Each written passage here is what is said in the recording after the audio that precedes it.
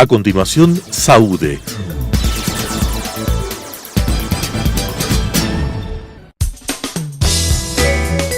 Clasificación A. Apto para todo público.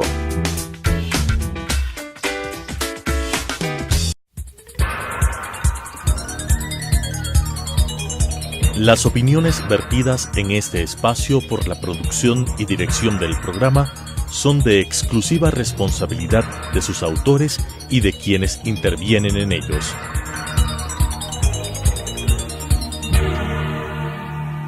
Telesucesos Canal 29 UHF presenta Saúde, Cirugía Plástica y Láser, una visión actual del mundo de la cirugía plástica desde un punto de vista ético con la conducción del doctor Fabián Hidrobo. Saúde. Buenos días, amigos televidentes. Nuevamente en nuestro programa Salud de Cirugía Plástica y Láser. Soy el doctor Fabián Hidrobo. En esta semana con nuestro invitado, el doctor Rómulo Guerrero, cirujano plástico y craneofacial. Rómulo, un buen amigo nuestro de hace muchos años, cirujano craneofacial plástico y craneofacial reconocido en todo el mundo, cuencano como yo, somos de la misma ciudad, y un gusto tenerte, Rómulo. ¿Cuál es el tema que vas a hablar el día de hoy? Muchas gracias, Fabián. Ante todo, muy agradecido por la invitación. Vamos a hablar sobre un tema que yo creo que es de interés, sobre todo para las personas que tienen como 40, 50 años. Es el tema del rejuvenecimiento facial y de las opciones que tenemos para que la gente se vea más joven. Ok. Tú haces una cirugía de piel, huesos, combinada, hilos. ¿Qué crees tú? Háblanos un poco de lo que crees tú. Bueno, yo creo que ante todo hay que hacer un análisis del paciente en el sentido de que hay diferentes tipos de envejecimiento. Correcto. Y de acuerdo al tipo de envejecimiento, el procedimiento se debe realizar un plan quirúrgico en base de ese tipo de envejecimiento. Hay tres grupos principales de envejecimiento. Uno, en el cual predomina, digamos, la flacidez de la piel. El segundo, que es un tema en el cual están predominando el envejecimiento a nivel de los huesos, que hay una reducción del esqueleto facial. Y el tercer tema es una combinación de los dos. Entonces, dependiendo de eso, se plantea al paciente cuál es nuestro pensamiento respecto a ese caso en particular. Y hacemos un plan quirúrgico para ver qué sería lo mejor en ese caso. No todos los pacientes son iguales y por lo tanto el resultado mucho depende del tipo de plan quirúrgico que se haga. Correcto. Tú normalmente haces la cirugía, obviamente cuando el paciente requiere, con huesos, a veces con, como tú dices, con piel. ¿Tú qué piensas de los famosos hilos? Tú haces, digo, no los hilos que hacen los cosmetólogos, sino la suspensión malar o la suspensión frontal. ¿Tú usas? ¿Qué es lo que...? Bueno, la verdad yo no combinas. No uso hilos, no. Okay.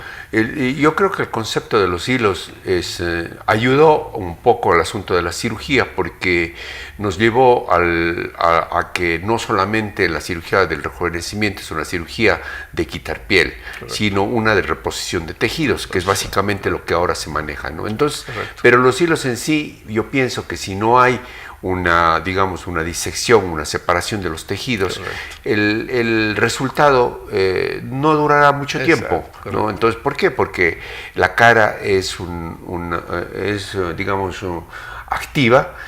Nosotros cada expresión que tenemos, reímos, lloramos y todos los músculos están constantemente activos. Existe un hilo que lo suspende, pero el músculo es mucho más poderoso y lo que va a hacer es, el hilo se va a quedar y el músculo va a bajar donde siempre estuvo. Durará 2 o 3 meses. Exactamente, es bueno para una fiesta. Rómulo, Rómulo nos ha traído unas imágenes de su trabajo, obviamente. ¿Qué nos dices respecto a eso, Rómulo? Bueno, yo voy a hablar en esta ocasión, el tema del rejuvenecimiento es muy amplio. Vamos a hablar específicamente de lo que hacemos a nivel del cuello.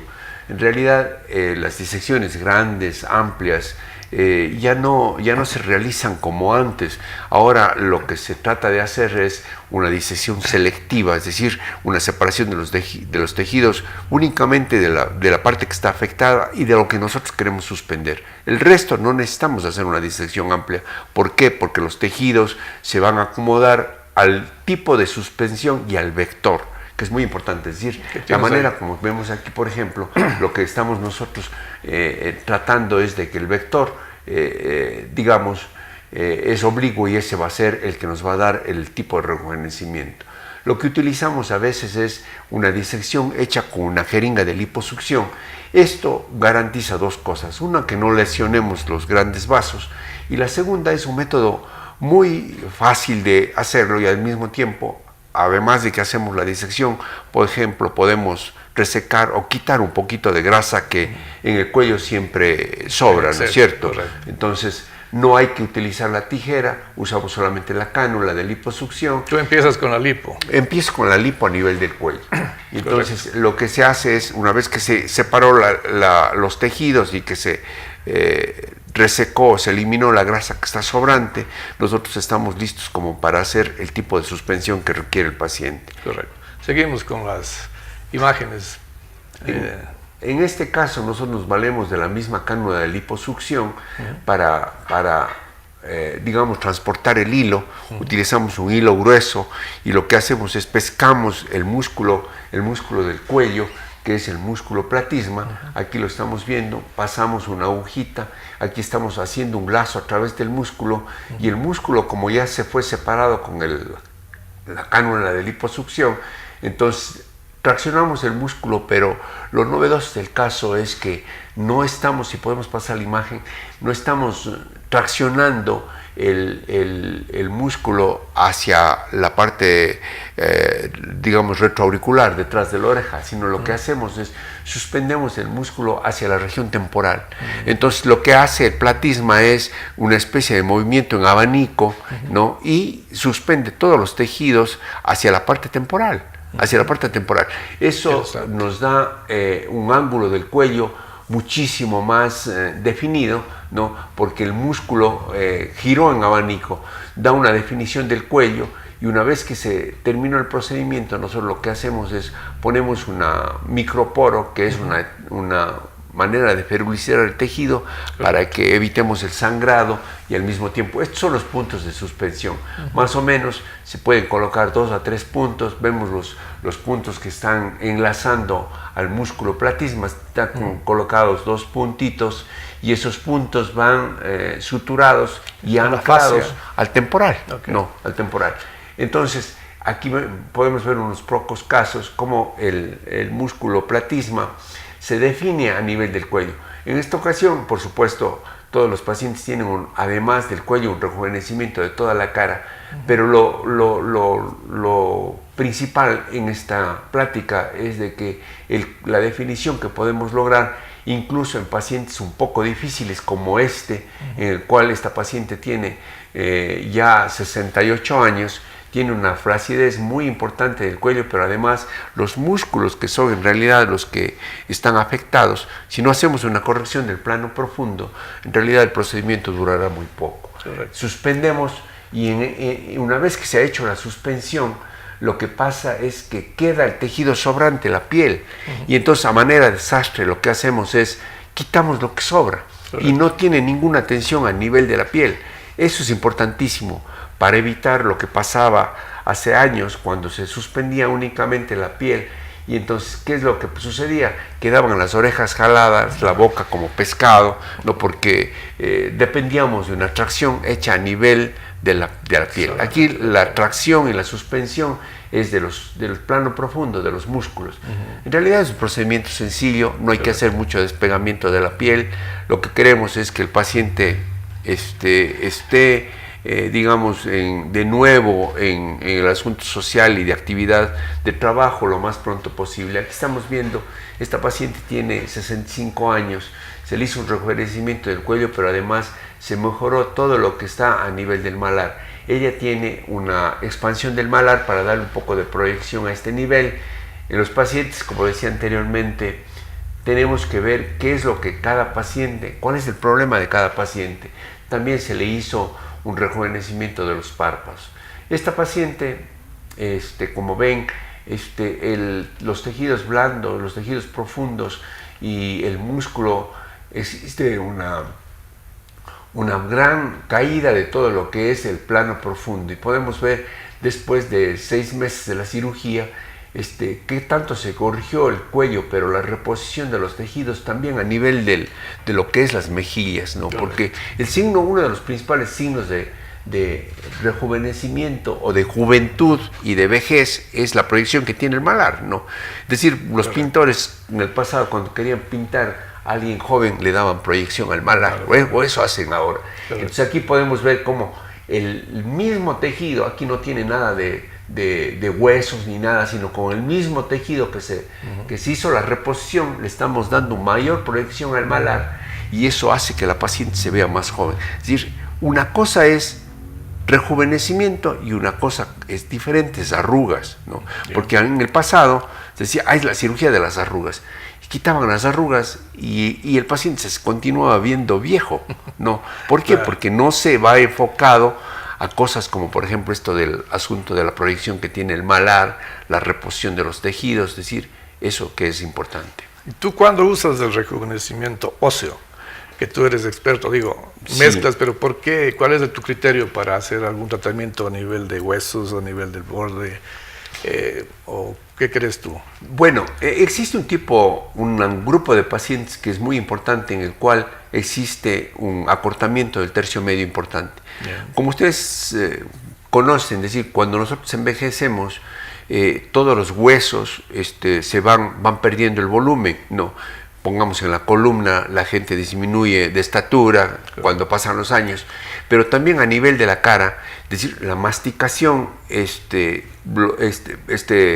actividad que tenemos constantemente, el tercio medio que está en la mitad, este proceso de actividad muscular hace que se reduzca el tercio medio de la cara. Y generalmente las personas, cuando pierden los dientes también, el hueso se reabsorbe, es decir, pierde el volumen. Entonces, muchas de las veces, estos pacientes que tienen un esqueleto facial muy corto a nivel del tercio medio facial, ¿no? Dicen, vamos a rejuvenecer. No se puede rejuvenecer con un hueso tan pequeño. Lo que tenemos que hacer es aumentar el volumen del hueso. Cuando se aumenta el volumen del hueso, en muchas ocasiones no hay que hacer nada a nivel de los tejidos blandos, porque es también aumentar el volumen estructural, es aumentar, distender los tejidos blandos. Entonces el paciente queda como si se hubiera retirado la piel, pero en realidad lo que se hizo es aumentar el volumen esquelético, ¿no? Esquelético. ¿Tú haces mucho cirugía, o qué piensas tú de las cirugías endoscópicas que hay gente que hacemos o no hacemos? O sea, ¿tú practicas algo de eso, hacer unas incisiones mínimas, o prefieres tú hacer un corte, sobre todo a nivel de frontal, ¿no? A nivel frontal yo creo que las incisiones mínimas sí tienen espacio, ¿no? Hay algunos pacientes en los cuales corregir los músculos exclusivamente, por ejemplo, alguien que tiene un ceño muy fuerte, o que la caída de la cola de las cejas es muy importante, por una incisión mínima se puede corregir sin hacer incisiones grandes, ¿no? Ahora hay casos en los que si una persona, pongamos un paciente, tiene una frente, una señora, tiene una frente muy amplia, ¿no? Pero lo mejor es hacer una incisión prepilosa, porque matamos dos pájaros de un tiro. Claro. Rejuvenecemos y acortamos la piel, lo cual en ese caso tendrá un resultado mucho mejor. Correcto. Normalmente la cirugía de rejuvenecimiento facial ha ido evolucionando, y ahora se dice que hay cicatrices mínimas, que no se hacen grandes cicatrices, sobre todo en ciertas áreas. ¿Tú qué piensas al respecto? O sea, ¿sirve esas cicatrices mínimas? Las cicatrices mínimas yo creo que sirven en el tercio superior, ¿no? Para el asunto de la frente, pero... ¿Y a nivel de...? No creo. Pongamos, si una paciente es joven, por supuesto estamos hablando de una paciente que tiene 40 años, a lo mejor una incisión mínima. Una cosa es incisiones mínimas y otra cosa es disección mínima, ¿no es cierto? Claro. Incisión mínima, bueno, pero disección mínima es si yo separo mucho los tejidos. Pero yo creo que una persona que tiene más de 50 años siempre va a necesitar retirar un poco de piel, y una incisión a nivel de la mejilla y del cuello mínima no va a permitir hacer ninguna resección quitar la piel, quiero decir, en resección. Quitar la piel no va a permitir hacer eso, y entonces el resultado va a ser un poco pobre. Tú, a veces con las caras muy redondas, ahora que está de moda la bichectomía, ¿qué piensas al respecto? ¿Harías tú en un rejuvenecimiento facial también una bichectomía, o lo que se dice, tú que tienes más experiencia en el asunto óseo y esquelético, además de cirujano plástico, dicen que cuando uno saca las bolas de Bichat se cae la cara, en la vejez, digamos así. ¿Tiene algo que ver? Perfecto, ese es un punto muy importante. Ahora se hace bichectomía y no se hace un buen análisis del paciente. En algunos pacientes va muy bien la bichectomía, yo creo que, y también se puede hacer bichectomía parcial, es decir, no quitar toda la bolsa de Bichat, ¿no? Pero en otros pacientes que no tienen, digamos que tienen una estructura facial que no es muy redonda, que no está cachetón, por decirlo algo así, si le quitas al principio el resultado se puede ver bien, pero como tú dices, 6 meses, 1 año, se va a ver esquelética, ¿no? Y entonces va a ser difícil corregir una cara que se ve esquelética, ¿no?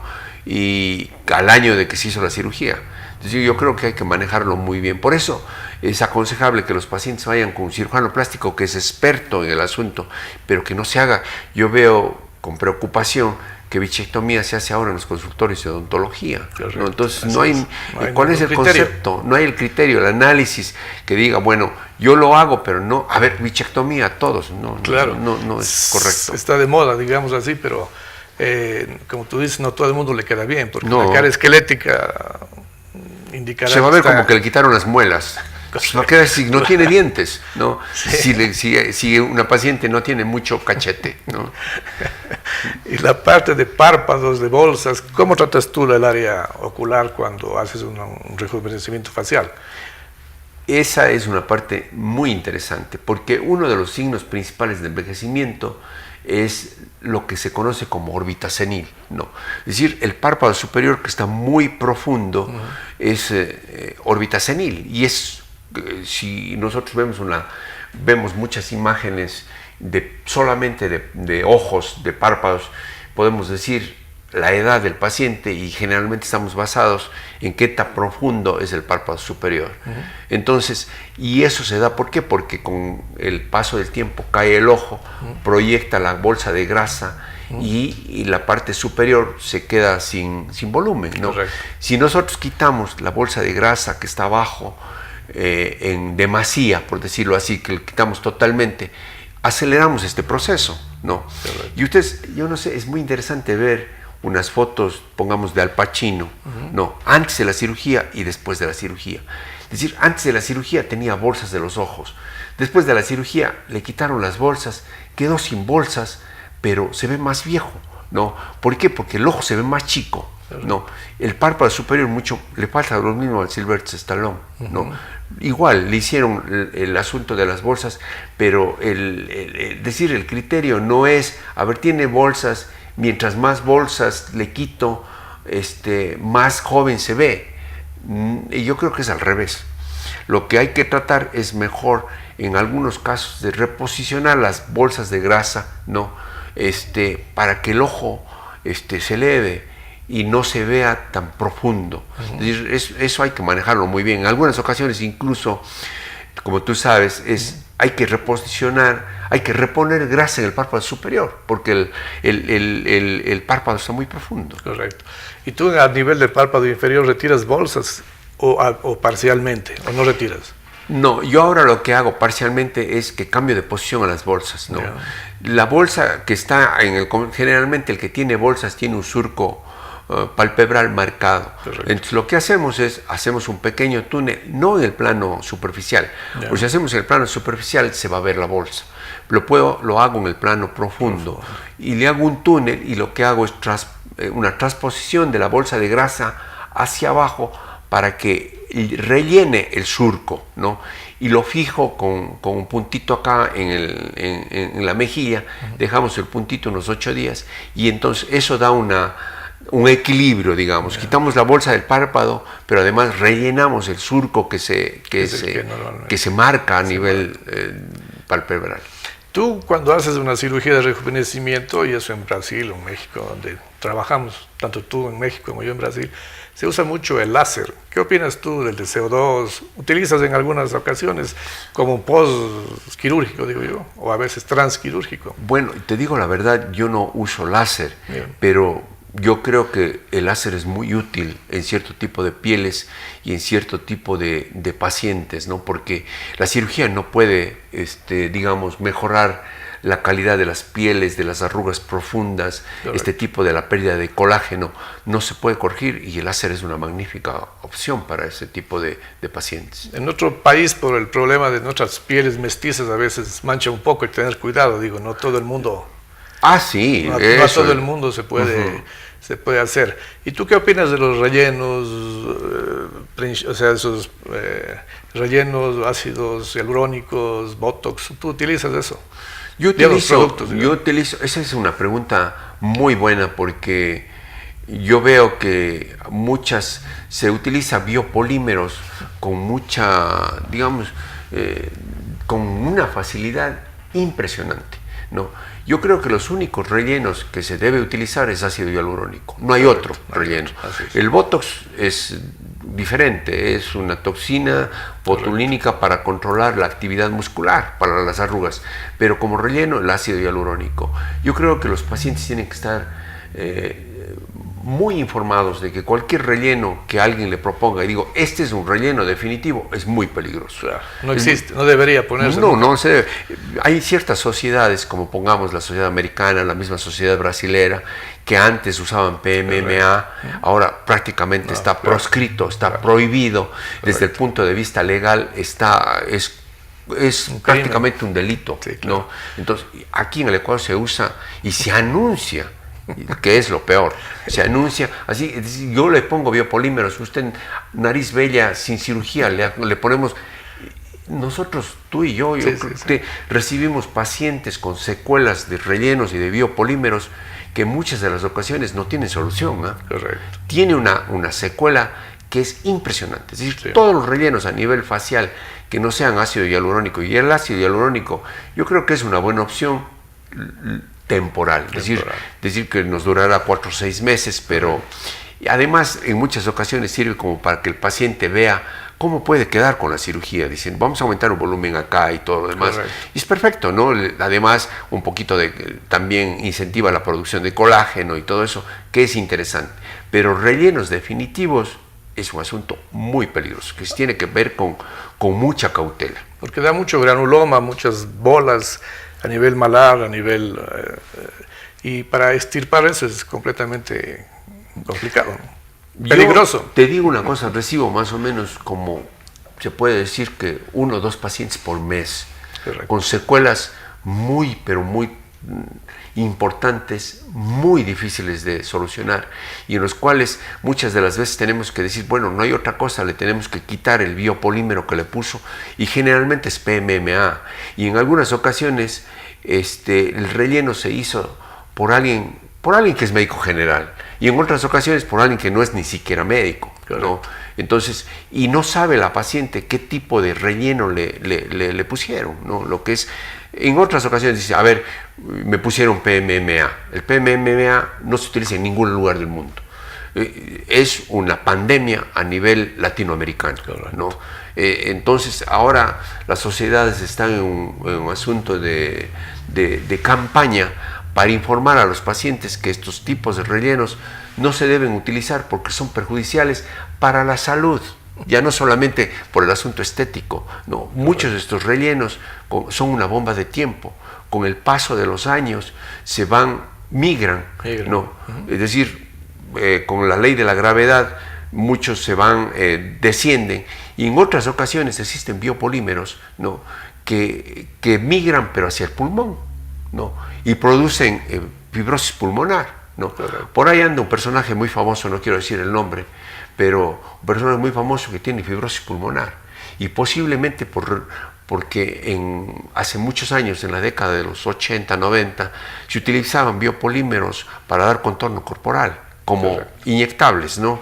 Entonces, hombres y mujeres, ¿no? Entonces, estos al cabo de los años están dando problemas que son perjudiciales, ya digo, para la salud, que pueden llevar incluso a la muerte. Correcto. Como ustedes pueden observar y escuchar, una charla muy interesante con nuestro colega y amigo Rómulo, así que quedas invitado para los próximos programas a hablar de otras cosas, un poco para esclarecer, aclarar a la ciudadanía lo que debemos hacer desde el punto de vista ético. ¿Quieres dejar un teléfono, Rómulo? Sí, muchas gracias. ¿Dónde está tu consultorio? El teléfono está en el Centro Médico Meditrópoli, frente al Hospital Metropolitano. Y el teléfono es 22 69 404. 22 69 404. Bueno, muchas gracias, Rómulo, y será hasta la próxima semana. Un abrazo. Las opiniones vertidas en este espacio por la producción y dirección del programa son de exclusiva responsabilidad de sus autores y de quienes intervienen en ellos.